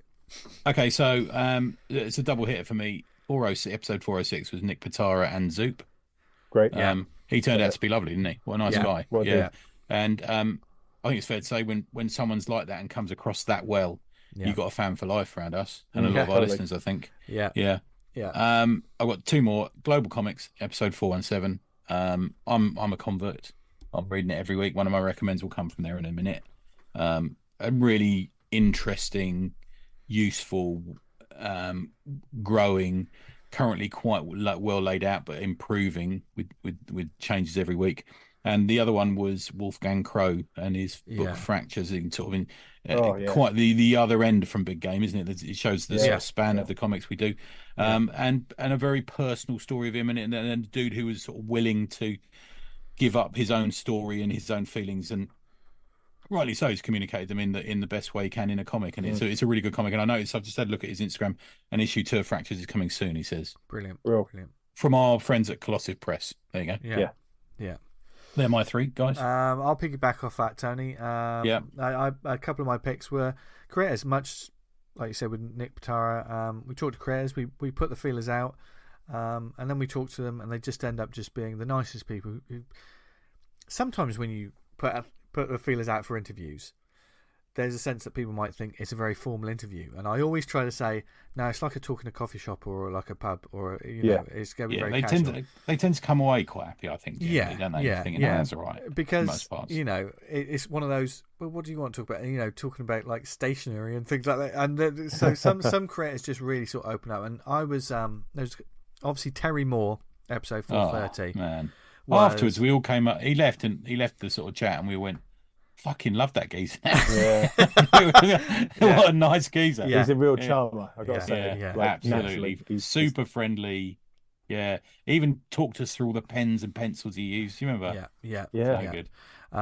Because I definitely I was thinking I want to get some those old school, almost wizard classics. Do you know what I mean? When indie comics was the likes of Bone and Strangers in Paradise. We mentioned he was one of the big names on it, wasn't he? Yeah. And to talk to someone like that, and they're just so affable and hilarious, and clearly just loves making comics. I mean, just check out his YouTube channel, Terry Moore's YouTube channel. Does it every week. It updates. You see him drawing at the board. It's just great stuff. Absolutely great stuff. He's also that whole thing that he said about putting the script to the left of like the actor. That's a little thing that's stick with me. Like, so when I'm drawing like the librarian, I'm not going to draw the old fuddy duddy kind of lady with great big saucer. Try and mix it up. This makes it a lot more interesting. Yeah. So and we always want to talk process with these people as well, which is why mining the brain of Terry Moore for like a process about whether it be pens or the way he lays out a script or how he does anything is fascinating. So that was a highlight for me. Also Doug Wagner, obviously plastic, vinyl, plush. Stuff, absolutely love those comics, and the black comedy and the take on horror, and he's just as wonderfully twisted in the nicest possible way. Right. It was just a real that was episode 395. That's a great one as well. I'm looking forward to seeing what those guys do next, actually, because I think what did you mention? Did you say rubber, Tony? I can't remember what the next one should be. I can't remember what I said. No, I said something disgusting, didn't I? Probably. So check out that episode for that as well. I've got piggybacking onto that. I've got episode 394. What does AI art mean for comics? And that is like a question that's basically can be asked every week.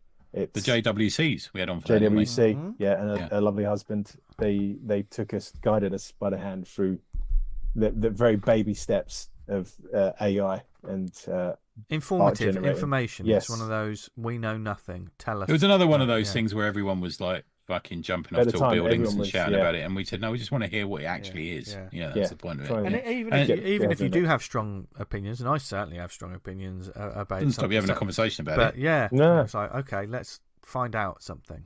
Go kind of understand it to kind of totally. I honestly find it fascinating, like reading into it and listening to it. There's a couple of kind of forum boards that I'm on, and I read people's stuff that they put up there and the questions and where they think they're going from a very pro AI side, because I get the anti AI side on the rest of social media. Everyone seems to fucking detest it, but it ain't going nowhere as far as I can see. And it kind of it's only getting worse, isn't it? You may have to go back and revisit that to see where it is now, where it's playing out. I think comics might be okay for the time being, because it's very hard to do panel work where you get and there's not loads of money. it won't be long before they get their head around doing it. Yeah. Can I also mention Geo Parsons, who I really liked? He did the monster book. Yeah. Do you remember he recorded in the toilet? Do you remember his missus was in the bedroom and he was in a hotel room, so he recorded in the shower. And what was that called? The monster of I've got the second issue to read actually. And then the other one was which just made me chuckle, was me sitting at a table in an abandoned bit of a hotel trying to chat to you from SBX that time. That was brilliant. At 3 a.m. That made me laugh. The whole thing. Yeah. You did one with Enguilleme as well. Oh, that's right. Yeah. That's absolutely a great show. We had the 400th episode as well this year. Yeah. Which was 8 fantastic. years as well. Yeah. The original episode, OA discussion. Oh yeah, about that was good. Yeah. I don't really know much about that scene, but apart from obviously Gorping at original I was thinking, wow, look at that's this. That's why we do these episodes, isn't it? Because it's like there's some stuff that I know absolutely nothing about. So in some ways, they're some of my favorite episodes because I want to find out more about it. Okay, let's find out what's going on.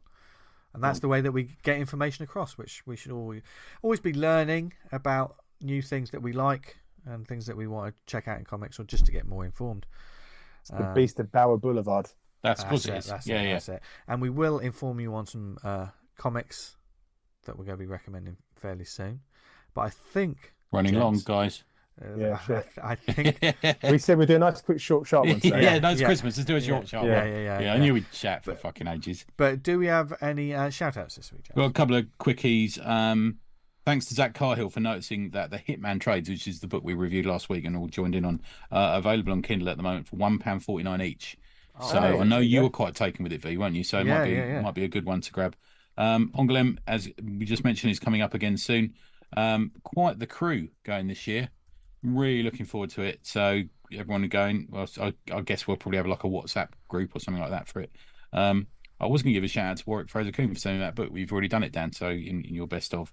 And the other thing I wanted to say is, it's not a secret, it's not a lie that some comic shops are finding it hard at the moment. So go into a comic shop, and buy a monthly comic. Don't go into a bookshop and buy a trade that's been out for 4 years. Go into a comic shop, buy a monthly comic. You might find, like Vince did with Parker Girls, you might think, this is great, I want to wait for the next one, and you'll be hooked.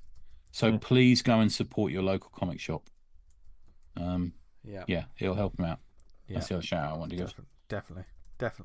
Dan, you got any shouts? Briefly, we've got September rolling. That's nearly done. Rolling. And I think we're going to go for January, where we're going to either be drawing Generation X or Gen 13 characters. Nice. There's a few of us. Not Jennifer Aniston. Maybe. I mean, dress her up. Yeah. It was a sort of muscly lady character in Gen 13. The sort of strong woman. There you go. Yeah. Fuck me, where to pull that from? That's amazing. Yeah, you done well there. Would smash, by the way. It's the time of year when we're doing the comic quiz. Yeah. Yes, true. Normally do, don't we? Yeah. Well, the lands are bare now, aren't they? Yeah. It's only filled with the graves of our conquered. Just people at our feet. Yeah. Dead. Yeah. Right. Anyone else? Right. Yeah. So without further ado, let's recommend some. Sorry, one last thing. Sorry, Secret Santa draw off. We're going to be posting on Christmas Eve. That's already happened. So if you posted it up, well done, everyone. Yeah, cool. Amazing. So let's do our last recommendation of 2023. Tony, is it of 2023? Yeah, because the next episode will be in the new year. Okay, it's going to be 2024. What's happened to my life? I don't know. 63 years old. Oh, right. Dear. Zombie Deathball Mayhem. That's the way to start it. Like, where was I? Oh, yeah. Zombie Deathball Mayhem. Yeah. Now, an easy choice for me, because it is, I think I'll put it on the Slack and send to you guys as well. It's got the single greatest idea for how to kill zombies. Fucking brilliant. So the writer is George Aguilar.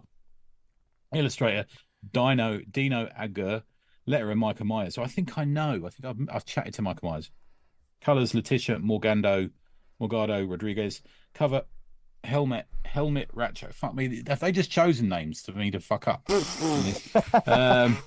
Design Dave Lentz, editor Nicole Dandria.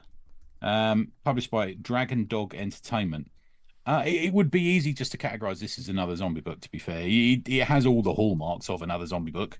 It opens with a woman called Jan. She's splitting up with her boyfriend because she's caught him cheating and she's thrown him out of her apartment. And she's got a chihuahua called Pappy, and he's sort of watching. He's got a bit of personality about it. You know, he almost talks, almost. He sort of grins and runs around, and she kicks him out. And I think she sort of hears something, or she's like, what's going on outside? So she looks out the door to see if he's gone, and there's a bit of sort of spots, trail of blood, and she doesn't know what's going on. And then what you do, it jumps forward, and you fast forward into a world that has inevitably gone to shit, and the zombies are everywhere, and Jan is searching for a dentist because she's got braces on. So she's searching for a dentist who sells supplies because they're killing her, these braces, and she desperately needs them off. But Pappy is still with her. The Chihuahua is still with her, but he's in, like, you know, those balls that you put hamsters in and they can run around on the carpet. Yes. He's in one of those sort of perspex balls, see-through balls with two blades on it, so he can run around and just like chop up zombies as he runs around in this ball, and they can't get him because he's stuck in this ball. So it's great. There's a really lovely bit where he's in this ball and he's heading for a zombie's eye, and it's that lovely comic trope of the attacker coming towards them in the reflection in the eyeball, and he just chops this zombie's head up as he goes past. Now everyone knows I'm an owner of a half Jack Russell, half Chihuahua, and he is a fucking bastard, my dog. He is. If you looked at him, you've seen him. He looks cute and everything, but literally, I came home the other day. Thought, where is he? And I was aware that I was wearing cargo trousers, and he'd bitten the pocket flap, trying to bite me. He'd ended up biting the pocket and was hanging off the pocket on the back of my trousers. So he's an absolute bastard, and I think perfectly, if there were zombies and I could fit him into one of those things, he would cause chaos amongst the zombies. I think. Amazing. Yeah. And Pappy is based on a real dog. In the back of this comic, there's some pictures of Pappy in it as well. It's really well put together. We're left on a something of a cliffhanger. They inevitably, as happens in these books, they hear us on the radio, a community they can go to. So she thinks we'll go there, and her and Pappy sort of grinning. They head off. But there's another villain that they introduce at the end of it as well, which is quite well done. Good storytelling. Characters are both cool and likable. It's very tropey, you know. It's hard to do a zombie book that doesn't have certain tropes of crowds of zombies when you come out of a building, and there's all this sort of stuff going on. But it's well drawn. It's very readable. It's basically just a fun read. I think this is the only thing that the company Dragon Dog Entertainment have on the Global Comics app, because I did this as part of my Global Comics reading project. But you can find them. The only place I could find them was on Kickstarter, which is where they launched this book, and also on there they've got a Facebook page as well. And like I said, there's some photographs of Pappy, the real dog, in the back. He looks like a proper character. Any zombie Deathball Mayhem. It's a given that I will literally look at this. A book's called that, I will open it at least and look at it. So good stuff. That's my first one. Amazing. I'll jump in next. My one is a splatter western one-shot. 3 Days to Death is Here, which is a crazy title. I've not heard of this. This is from Dead Sky Publishing. Was that Productions? This is Scott Bryan Wilson is the writer. Rob Goran is the artist. Apparatus Revolution is the lettering and design. Gary Brown did the cover. All right. There's a couple of editors as well, but this is very much a one-shot in a collection of one-shots that are called a splatter western sort of one-shots. There seem to be 4 titles that has a different story in each one. I didn't know that. I had to look that up because I saw this title, because I see a splatter western one-shot. I think it's just one issue, and then I see 3 or 4 in the corner, and it confuses me a little bit. Oh, right. Yeah, that's strange. So it seems to be that all of these tales are from different creators doing, different kind of horror western type things. This one is a hated gunman named True Crime Goodnight walks the West killing everything in sight. His buddy, Jesus Christ Brown, is imprisoned by Tina the Trigger in a town called Death is Here. There are 3 days and 100 trigger-happy goons standing between true crime and his friend. He has the will to kill and plenty of guns, but he's almost out of the magic liquor that makes him bulletproof. And this is a very simple book. It is cowboy carnage. Sometimes if you quickly look at it, you might be... It's a sort of black and white book. You might, on initial glance, think it's a zombie book, but there's no zombies at all in this book. It's just like people having bits of their face blown off by 6-gun fire, so they look like skeletons when they've had their nose and their lips. Because I saw one panel, and the whole book seems, for the most part, it's 4 panels a page, and they're all like widescreen panels. So the artist has clearly gone for a kind of a cinematic look, but it's got a cartoony style and very heavy on the sort of gore. Like holes are blown through heads, and you can see like the hole in the head with the teeth, and eyeballs fly everywhere. Guts are spilled. It's over the top. Just sort of, as it says, a splatter western. If you're gonna have a splatter western, you might as well. You've got to have the gore, haven't you? And there's panels of people being riddled with bullets. And you see like the back of their head, like just everything. Everything goes on in this book. It's a very simple tale. He gets to the town, a town called Death is Here, and there's a bear that attacks him. Yes, an actual bear as well. So there's loads of shit going on in these pages. It was a fun, rollicking read, a quick read. The only thing I'd say about it is the writing has... It makes me sound like a prude when I say it. There's almost too many F words in it. It is possible. It is clearly it is clearly done on purpose. It is clearly done on purpose. Karen Hunt, and that seems to be one of the things I like about it. But I was really aware of how many times that it's like, right, I'm just fucking going there now, and I'm going to fucking do that. Oh fuck! And like there's loads of them. See what I mean? It's hard to say that without saying like a prude, but I'll have to send you some pages, gents, because there's 4 cowboys that turn up to the main guy, and in classic comic style, it's got the narration, the self narrative, and there's a price on my head, sure, but for most of these fuckers, this shit is personal too. I killed his fucking twin brother. I killed his dad, son, and fucking dog. I killed her brother. She's even more of a fucker than he was. I crippled all 3 of this asshole's sons for life and shot his fucking dick off so he couldn't make more. He's ruining the F key on his computer, that dude. Isn't he? Yeah, there's a lot of it going on.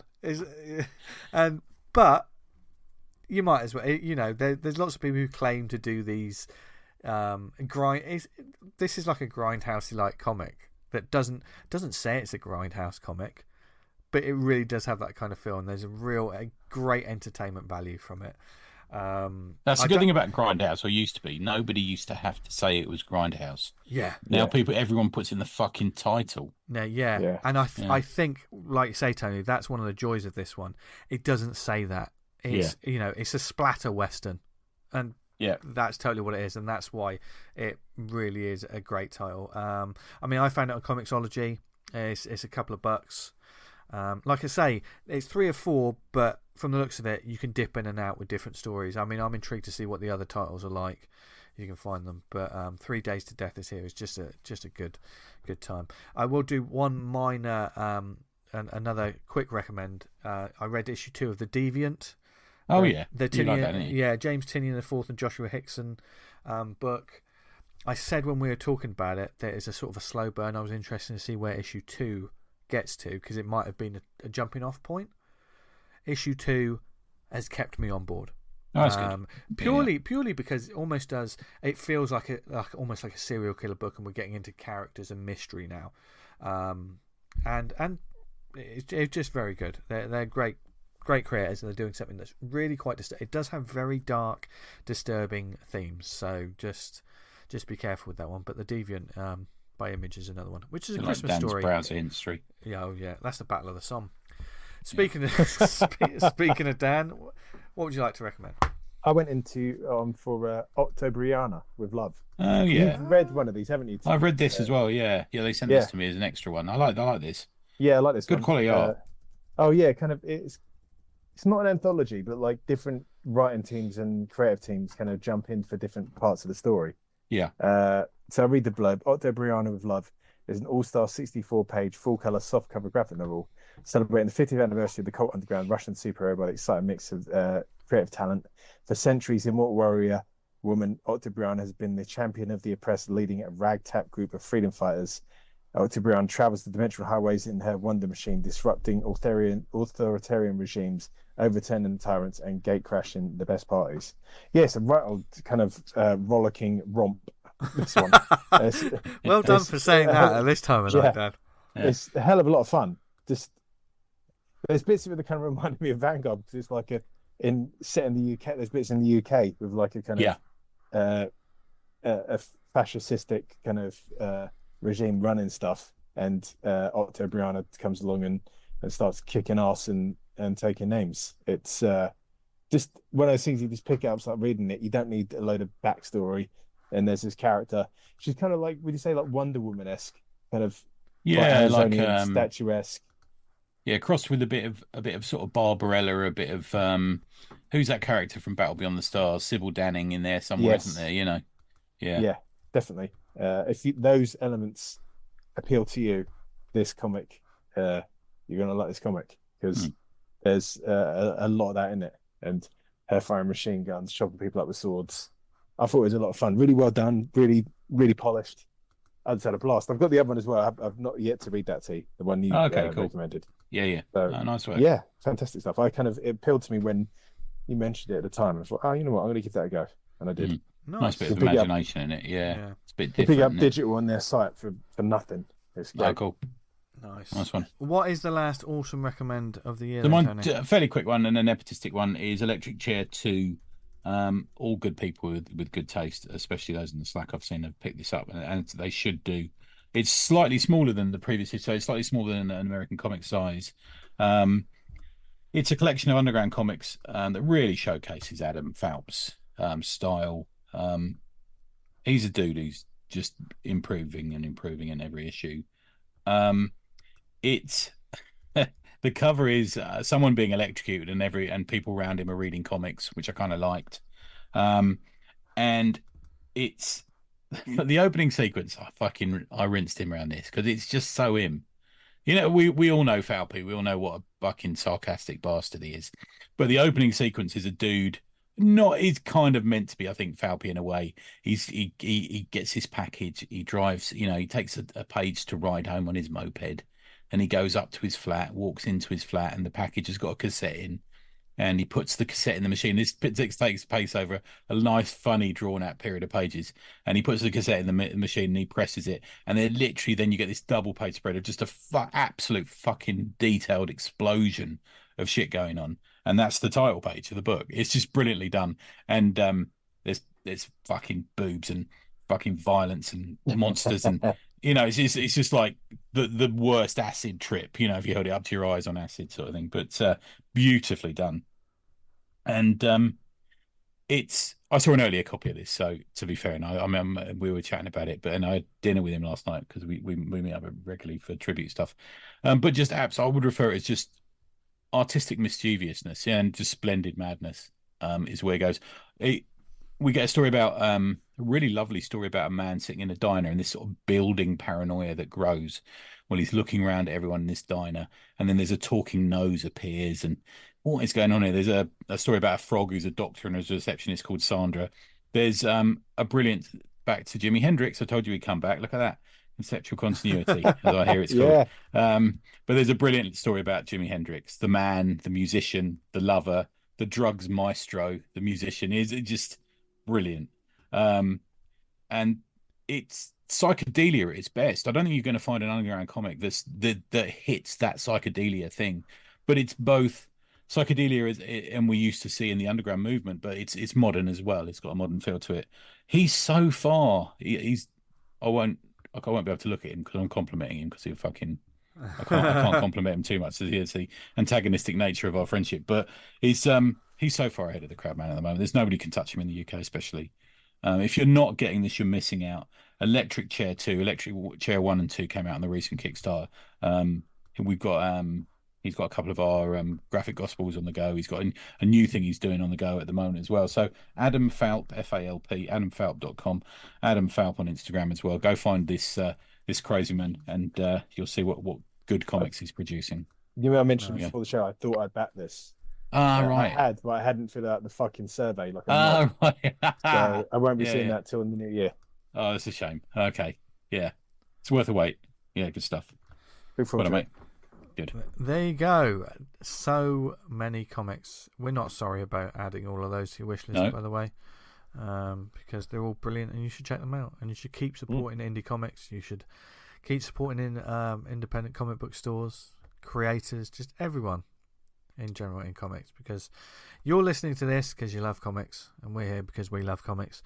And if there's anything you want us to talk about, or perhaps you want to tell us, yeah, I agree with that, it's a fucking great book. Sorry, I'm effing and jeffing now. It's because of that comic I was talking about. There's several different ways you can get in touch with us. You can email us awesomecomicspod@gmail.com. We're on Instagram @awesomecomicspod, and we're on that's the only week I've written it down, you bastard. Sorry. Well, I was all ready for that one. Well, what are we on Instagram, Tony? Funny you should mention that. Awesome Comics Pod. You can find us. Yeah. We're very active on there. And at the Awesome Pod, we'll be posting up links to the latest episodes, etc. Thank you very much for listening to us, whether it's on the website awesomecomics.podbean.com. Listen to us on Apple Podcasts, subscribe, leave a review, helps get the word out about the show and everything we talk about on a weekly basis, and all these new comics you're going to want and need to check out over the coming months and years. If you listen to us on any other networks like Spotify, Amazon, Stitcher, Podnose, Podknife, what other networks are we on, Tony? We're also on the Pod Network. Never forget that if a hooker dies on you, the second hour is for free. Oh, Jesus Christ. Fucking hell. Jesus Christ. Nice one, T. Wisdom to live by. Yes. And never forget, you can also listen to us on a Monday. And like a Monday, we come early too. God. Yeah, this show normally is on a Monday. But someone decided to put Christmas there. Selfish. Religious freaks. But one thing that isn't selfish is all of the wonderful people on our Slack community. If you want to get involved, get in touch with us. They get shout-outs on their show, but they also tell us about things that they want to know about and comics initiatives. It's a great community of people on there. Get in touch with us to find out. Can I give a quick shout-out to Jason Wood, Vince Bond, and David A. Price over at EOC. Yeah. They've given us a little pimp this week, and they're buddies of mine. Yeah, good friends. Absolute legends that have been doing it for years. If you haven't listened to the 11 o'clock comics podcast, there's plenty to check out. So go get stuck in. Good stuff. Speaking of getting stuck in, where can people find us online, etc.? I don't know why that was. What a segue that is. You can find me getting stuck in. Yeah.